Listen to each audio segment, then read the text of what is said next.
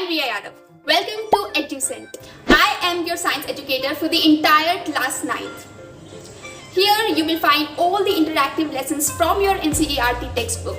So if you are finding it helpful, please do share it with your friends. So with the end of this part of this video, you will be done with the chapter as well. तो अब इन energy shells में कैसे और कितने electrons fit किए जा सकते हैं, इसके लिए हमें बोर एंड बुरी ने कुछ रूल्स दिए थे। पहले रूल में उन्होंने इनमें से किसी भी एनर्जी शेल में कितने मैक्सिमम इलेक्ट्रॉन्स आ सकते हैं वो निकालने का एक फॉर्मूला दिया है, एंड दैट इज 2n²। अब इस फॉर्मूले में हम n की जगह पर ऑर्बिट का या फिर एनर्जी लेवल का नंबर मेंशन करेंगे। जैसे अगर हमें निकालना है कि L शेल में मैक्सिमम कितने इलेक्ट्रॉन्स आ सकते हैं, तो न्यूक्लियस के बाद L शेल सेकंड ऑर्बिट है, यानी कि यहाँ पर हम n की जगह पर 2 लिखेंगे और हमारा आंसर आएगा 8, यानी कि L शेल में मैक्सिमम 8 इलेक्ट्रॉन्स हो सकते हैं। अगर हमें K शेल का निकालना है तो K शेल फर्स्ट शेल है न्यूक्लियस के बाद, तो यहाँ पर हम n की बजाय 1 लिख देंगे और हमारा आंसर आएगा 2, यानी कि K शेल में मैक्सिमम 2 इलेक्ट्रॉन्स फिट हो सकते हैं। ऐसे ही इसी फॉर्मूले से अगर हम चाहें तो बाकी के शेल्स का भी निकाल सकते हैं। और अपने दूसरे रूल में इन्होंने बताया है कि किसी भी एटम में जो आउटर मोस्ट शेल होता है ना, जो सबसे बाहर वाला एनर्जी लेवल होता है, उसमें मैक्सिमम 8 इलेक्ट्रॉन्स अकोमोडेट हो सकते हैं। 8 से ज़्यादा इलेक्ट्रॉन्स फिट नहीं हो सकते आउटर मोस्ट शेल में। अपने तीसरे रूल में ये हमको बताते हैं कि कैसे एक स्टेप वाइज मैनर में इलेक्ट्रॉन्स एक एटम में हर शेल में अरेंज होता है। इसको एक एग्जांपल की हेल्प से समझते हैं। मान लो एक एटम है जिसमें 12 इलेक्ट्रॉन्स है। अब ये 12 इलेक्ट्रॉन्स कैसे आएंगे उस एटम में? देखो, न्यूक्लियस के बाद जो सबसे पहला शेल आता है यानी कि K शेल, उसकी मैक्सिमम स्ट्रेंथ है 2 इलेक्ट्रॉन्स, तो वहाँ पर 2 इलेक्ट्रॉन्स से ज़्यादा नहीं हो सकते, तो वहाँ पे 2 इलेक्ट्रॉन्स होंगे। अब जो L शेल है यानी कि K शेल के बाद वाला शेल, उसकी मैक्सिमम स्ट्रेंथ है 8 इलेक्ट्रॉन्स, तो बाकी के बचे हुए जो 10 इलेक्ट्रॉन्स है उनमें से 8 इलेक्ट्रॉन्स उस L शेल में होंगे और बाकी के जो 2 इलेक्ट्रॉन्स बचे हैं वो आउटर मोस्ट शेल में चले जाएंगे, यानी कि L के ऊपर वाला जो शेल है उसमें चले जाएंगे। तो ऐसे स्टेप वाइज मैनर में इलेक्ट्रॉन्स अरेंज होते हैं इन ऑर्बिट्स में, और जब तक ये अंदर वाले शेल्स ना भरे, ऐसा नहीं होता कि इलेक्ट्रॉन्स बाहर वाले शेल में अकोमोडेट हो जाए, नहीं, K शेल से स्टार्ट होकर के ये आगे बढ़ता जाएगा। अब यहाँ पर आपको एटॉमिक नंबर यानी कि उस एटम में प्रेजेंट नंबर ऑफ प्रोटॉन्स के हिसाब से फर्स्ट 18 एलिमेंट्स का जो एटॉमिक स्ट्रक्चर है ना वो दिखाया गया है। अब लेकिन इस चार्ट को समझने से पहले मैं आपको वैलेंसी बता देती हूँ क्या होता है। तो देखो, अभी हमने इन रूल्स में पढ़ा था कि हर एटम चाहता है कि उसके बाहर वाले शेल में 8 से ज्यादा या कम एटम्स ना हो, या फिर अगर किसी एटम में कम इलेक्ट्रॉन्स है और सिर्फ K शेल में आप आ रहे हैं तो वो K शेल कंप्लीट होना चाहिए, यानी कि उसमें 2 इलेक्ट्रॉन्स होने चाहिए, उससे कम नहीं चलेंगे। इसको बोलते हैं ड्यूप्लेट रूल। तो अगर किसी एटम का ड्यूप्लेट या ऑक्टेट कंप्लीट है तो वो एटम स्टेबल माना जाएगा। लेकिन जो अभी हमने एग्जांपल लिया था 12 इलेक्ट्रॉन वाले एटम का, उसमें हमने क्या किया था, 2 इलेक्ट्रॉन से हमने K शेल फिल कर दिया, 8 इलेक्ट्रॉन से हमने L शेल फिल कर दिया, बाकी के बचे हुए 2 इलेक्ट्रॉन्स हमने अगले वाले शेल में दे दिए। तो ये जो इसका ऑक्टेट है ना वो कंप्लीट नहीं है, क्योंकि आउटर मोस्ट शेल में 8 इलेक्ट्रॉन्स कंप्लीट नहीं है। तो अब देखो, ये एटम अपने ऑक्टेट को कंप्लीट करने के लिए जितने इलेक्ट्रॉन्स को लूज या गेन करता है उसी को हम इसकी वैलेंसी बोलेंगे। यहाँ पे ये 2 काम कर सकता है। पहला कि 2 इलेक्ट्रॉन्स अपने लूज कर दे, किसी और एटम को दे दे तो भी इसके ऑक्टेट कंप्लीट हो जाएंगे। दूसरा कि 6 इलेक्ट्रॉन्स किसी दूसरे एटम से ले ले तब भी इसके ऑक्टेट कंप्लीट हो जाएंगे। अब दोनों में से ये क्या करेगा? तो देखो, जहाँ पर भी ट्रांजिशन लेस नंबर्स में हो रहा है ना वो माना जाता है, यानी कि इस केस में ये 6 इलेक्ट्रॉन्स लेगा नहीं, because 6 is a bigger number than 2। तो ये अपने 2 इलेक्ट्रॉन्स को लूज करना ज्यादा इजी समझेगा, इसीलिए यहाँ पर इसका जो वैलेंसी है ना वो 2 हो जाएगा। अब देखो, ये तो होता है हमारा वैलेंसी कि अपना ऑक्टेट या ड्यूप्लेट पूरा करने के लिए वो एटम कितने इलेक्ट्रॉन्स को लूज या गेन करता है, इनमें से जो स्मॉल नंबर में काम हो रहा होगा वो करेगा। बाकी एक और टर्म आता है हमारा वैलेंस इलेक्ट्रॉन्स का।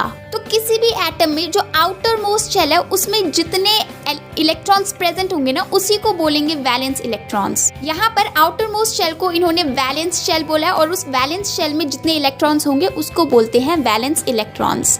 इस टेबल को पढ़ते टाइम आप कुछ ऐसे एलिमेंट्स से भी मिलोगे जो कि नोबल हैं। नोबल मतलब उनका ऑक्टेट या ड्यूप्लेट कंप्लीट है और इसी वजह से वो किसी दूसरे एलिमेंट के साथ रिएक्शन नहीं करते। कोई भी एटम किसी दूसरे एटम के साथ रिएक्शन इसीलिए करता है ताकि उसका ऑक्टेट या ड्यूप्लेट कंप्लीट हो सके। अब बनाते हैं इस चार्ट के साथ अपना एक टेबल, जो कोशिश करिएगा आपको इसी के साथ याद भी हो जाए। इसमें सबसे पहले आता है हमारा ये हाइड्रोजन, क्योंकि इसके न्यूक्लियस में सिर्फ एक ही प्रोटॉन है, इसमें न्यूट्रॉन भी नहीं है, यानी कि इसका एटॉमिक मास भी 1 AMU हुई है और इसके अंदर एक ही इलेक्ट्रॉन भी है। तो इस एक इलेक्ट्रॉन को हमने के शेल में फिट कर दिया। अब देखो के शेल की जो मैक्सिमम स्ट्रेंथ है ना वो है 2 इलेक्ट्रॉन्स, लेकिन यहाँ पर सिर्फ एक ही इलेक्ट्रॉन है, इसीलिए इसका ड्यूप्लेट पूरा नहीं हुआ है। लेकिन अगर हम वहीं पर बात करें हीलियम की, तो हीलियम आता है हमारा दूसरे नंबर पे, क्योंकि इसके अंदर 2 ही प्रोटॉन्स है, 2 न्यूट्रॉन्स है और 2 इलेक्ट्रॉन्स भी हैं। और इसके 2 इलेक्ट्रॉन्स को हमने पहले के शेल में फिट कर दिया, यानी कि इसका जो आउटर मोस्ट शेल है के शेल वो पूरी तरीके से फिल्ड हो चुका है। इसीलिए हम हीलियम को नोबल या फिर इनर्ट गैस भी कह सकते हैं, आप नोबल गैस बोलो। तीसरा आता है हमारा लिथियम। लिथियम के अंदर 3 प्रोटॉन है और 3 इलेक्ट्रॉन भी हैं। 3 में से 2 इलेक्ट्रॉन्स को तो हमने के शेल में फिट कर दिया, जो एक बचा है उसको अगले वाले शेल में फिट कर दिया। चौथे नंबर पे आता है हमारा बेरिलियम। बेरिलियम में 4 प्रोटॉन्स होते हैं, इसलिए इसको चौथे नंबर पे लिखा है, और 4 ही इलेक्ट्रॉन्स भी होते हैं। तो 4 इलेक्ट्रॉन में से के शेल की मैक्सिमम स्ट्रेंथ है 2 इलेक्ट्रॉन्स,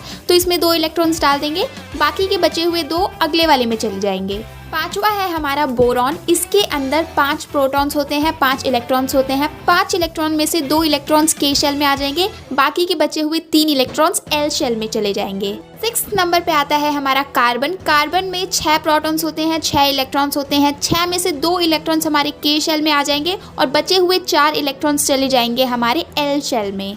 और 7th element is nitrogen. Nitrogen में हमारे 7 प्रोटॉन्स और 7 इलेक्ट्रॉन्स होते हैं। 7 में से 2 इलेक्ट्रॉन्स तो के शेल में आ जाएंगे, इसकी मैक्सिमम स्ट्रेंथ इतनी ही है, बाकी के बचे हुए 5 इलेक्ट्रॉन्स चले जाएंगे एल शेल में। 8th element is oxygen. Oxygen में होते हैं 8 इलेक्ट्रॉन्स, 8 में से 2 इलेक्ट्रॉन्स के शेल में, बचे हुए 6 इलेक्ट्रॉन्स आ जाएंगे हमारे एल शेल में। 9th एलिमेंट है हमारा फ्लोरीन। फ्लोरीन में होते हैं 9 इलेक्ट्रॉन्स, 9 में से 2 इलेक्ट्रॉन्स के शेल में, बाकी के बचे हुए 7 इलेक्ट्रॉन्स आ जाएंगे हमारे एल शेल में। और अब 10th है हमारा नियॉन। नियॉन में 10 इलेक्ट्रॉन्स होते हैं, यानी कि 2 इलेक्ट्रॉन्स के शेल में, बाकी के बचे हुए 8 इलेक्ट्रॉन्स एल शेल में। अब देखो जो हमारा एल शेल है उसका भी मैक्सिमम स्ट्रेंथ पूरा हो चुका है, कंप्लीटली फिल्ड है इसका भी आउटर मोस्ट शेल, यानी कि नियॉन भी एक नोबल गैस है। अब बात करते हैं सोडियम की। सोडियम में होते हैं 11 इलेक्ट्रॉन्स, 11 में से 2 इलेक्ट्रॉन्स आ जाएंगे के शेल में, 8 इलेक्ट्रॉन्स आ जाएंगे एल शेल में, बाकी का जो 1 इलेक्ट्रॉन बचा है वो आ जाएगा अगले वाले शेल में। 12th है हमारा मैग्नीशियम। मैग्नीशियम में होते हैं 12 इलेक्ट्रॉन्स, 12 में से 2 इलेक्ट्रॉन्स के शेल में, 8 इलेक्ट्रॉन्स एल शेल में, बाकी के बचे हुए जो हमारे 2 इलेक्ट्रॉन्स है वो आ जाएंगे अगले वाले शेल में। 13th है एल्यूमिनियम। एल्यूमिनियम में 13 इलेक्ट्रॉन्स होते हैं, 13 में से 2 इलेक्ट्रॉन्स के शेल में, 8 इलेक्ट्रॉन्स एल शेल में, बचे हुए 3 इलेक्ट्रॉन्स उसके अगले वाले शेल में। 14th नंबर पे आता है हमारा सिलिकॉन, एंड आई होप इसके इलेक्ट्रॉन्स को भी आप अरेंज कर सकते हो। नहीं कर सकते तो मैं बताती हूँ। इसमें आएगा के शेल में 2 इलेक्ट्रॉन्स, बाकी के एल शेल में 8 इलेक्ट्रॉन्स, और जो अगला वाला शेल है उसमें बचे हुए 4 electrons. Next one is phosphorus, जिसका एटॉमिक नंबर होता है 15। 15 को भी आप ऐसे ही अरेंज कर सकते हो, के शेल में 2, एल शेल में 8, और बचे हुए जो 5 है वो उसके अगले वाले शेल में। 16th नंबर पे है हमारा सल्फर। सल्फर का भी एटॉमिक नंबर 16 होता है, तो 16 ही इलेक्ट्रॉन्स होंगे। इसको भी ऐसे ही अरेंज कर देते हैं, पहले के शेल में 2, फिर अगले वाले में 8, फिर जो जितने बचे वो उससे अगले वाले शेल में। नेक्स्ट है क्लोरीन विथ 17 इलेक्ट्रॉन्स। तो 17 को भी ऐसे ही इसके शेल्स में हम अरेंज कर देंगे, यानी कि के शेल में 2, एल शेल में 8, और बचे हुए 7 इलेक्ट्रॉन्स उसके अगले वाले शेल में। 18th है हमारा आर्गन। आर्गन में 18 इलेक्ट्रॉन्स होते हैं, तो के शेल में 2 इलेक्ट्रॉन्स, एल शेल में 8 इलेक्ट्रॉन्स, बाकी के बचे हुए 8 इलेक्ट्रॉन्स उसके अगले वाले शेल में।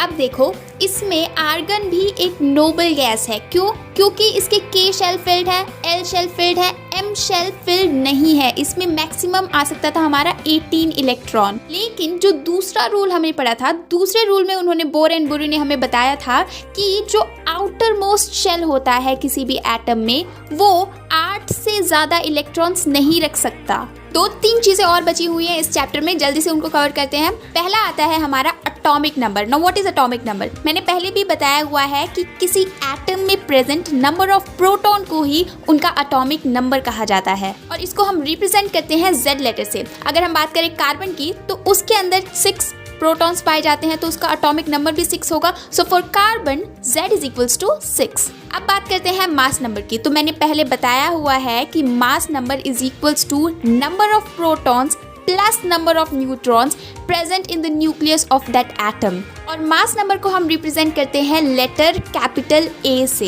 एग्जाम्पल में अगर हम एल्यूमिनियम की बात करें तो एल्यूमिनियम में 13 प्रोटॉन्स होते हैं और 14 होते हैं न्यूट्रॉन्स। अगर इन दोनों का सम कर देंगे तो दैट विल बी 27, यानी कि एल्यूमिनियम का जो एटॉमिक नंबर है वो तो है 13 नंबर ऑफ प्रोटॉन के हिसाब से, और जो मास नंबर है वो है 27 AMU।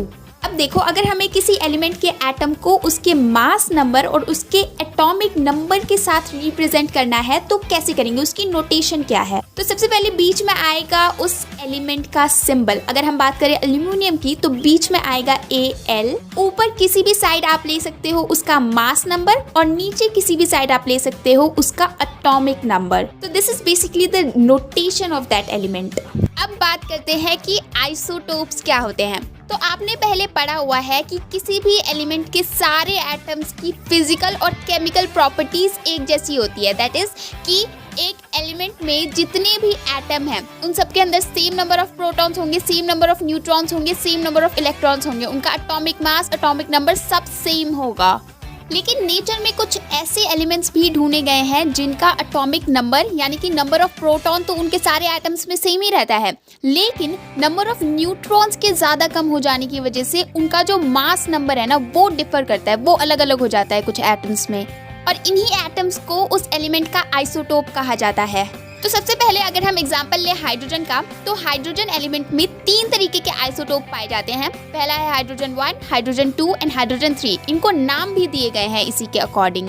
अब ये जो नंबर 1, 2, 3 है ना, ये बेसिकली हाइड्रोजन का मास नंबर बता रहा है, क्योंकि हाइड्रोजन का एटॉमिक नंबर तो सेम ही है, 1 ही होगा, उनका मास डिफर हो जाता है। हाइड्रोजन 1 का मास 1 AMU ही है क्योंकि इसमें न्यूट्रॉन नहीं होता, सिर्फ एक प्रोटॉन ही होता है इसके न्यूक्लियस में। हाइड्रोजन 2 में सिर्फ एक न्यूट्रॉन होता है और एक प्रोटॉन होता है, इसीलिए इसका मास 2 AMU है। और हाइड्रोजन 3 में 2 न्यूट्रॉन्स होते हैं और एक प्रोटॉन होता है, इसलिए इसका मास 3 AMU है। बात करें अगर कार्बन की, तो कार्बन के 2 आइसोटोप पाए जाते हैं। पहला कार्बन 12 और दूसरा कार्बन 14। दोनों का एटॉमिक नंबर सेम है, 6 ही है, लेकिन नंबर ऑफ न्यूट्रॉन्स डिफर करने की वजह से इनका एटॉमिक मास भी डिफर कर रहा है। बात करें अगर क्लोरीन की, तो इसके भी 2 आइसोटोप है। पहला क्लोरीन 35 एंड दूसरा क्लोरीन 37। दोनों का एटॉमिक नंबर 17 है, लेकिन अगेन न्यूट्रॉन डिफरेंट होने की वजह से, न्यूट्रॉन का नंबर डिफरेंट होने की वजह से मास नंबर डिफर कर रहा है। अब देखो, इन आइसोटोप्स का भी जो एटॉमिक नंबर है वो भी उस एलिमेंट में बाकी के एटम के जैसा ही होगा, यानी कि ये केमिकली तो सेम ही होंगे बाकी के एटम्स के, लेकिन फिजिकली डिफरेंट होंगे। केमिकली सेम रहने का मतलब ये है कि इनके अंदर भी उतने ही नंबर ऑफ इलेक्ट्रॉन्स होंगे जितने नंबर ऑफ इलेक्ट्रॉन्स उस एलिमेंट के बाकी के एटम के अंदर है, और ये केमिकली सेम रिएक्ट कर पाएंगे बाकी के एटम से, लेकिन फिजिकली सेम नहीं होंगे। क्यों? क्योंकि नंबर ऑफ न्यूट्रॉन्स ज्यादा या कम होने की वजह से इनका मास बाकी के एटम के मास से के बराबर नहीं आएगा। अब देखो, अगर एक ही एलिमेंट में 2 आइसोटोप्स हैं, अगर हम क्लोरीन की ही बात करें तो इसका जो 35U मास वाला आइसोटोप है ना, वो नेचर में 3 पार्ट, अगर 100% हमारे पास क्लोरीन है तो उसमें से 75% 35U मास वाला क्लोरीन पाया जाएगा, और जो 25% बचा हुआ है उसमें 37U मास वाला क्लोरीन पाया जाएगा। तो अब अगर हमें जनरली क्लोरीन का कोई मास बताना है तो हम कैसे बताएंगे? तो हम क्या करेंगे, इनका परसेंटेज निकाल करके, यानी कि 35 का 75% निकाल के और 37 का 25% निकाल करके हम इसको ऐड कर देंगे और हमारे पास हमारा एवरेज एटॉमिक मास आ जाएगा, और उसी को हम कंसीडर करेंगे। अब कुछ एप्लीकेशंस देख लेते हैं इन आइसोटोप्स की। यूरेनियम का एक आइसोटोप न्यूक्लियर रिएक्टर्स में एज फ्यूल यूज होता है। कोबाल्ट का एक आइसोटोप कैंसर ट्रीटमेंट में हेल्प करता है, और आयोडीन के एक आइसोटोप को हम वॉइटर को ठीक करने के लिए यूज करते हैं।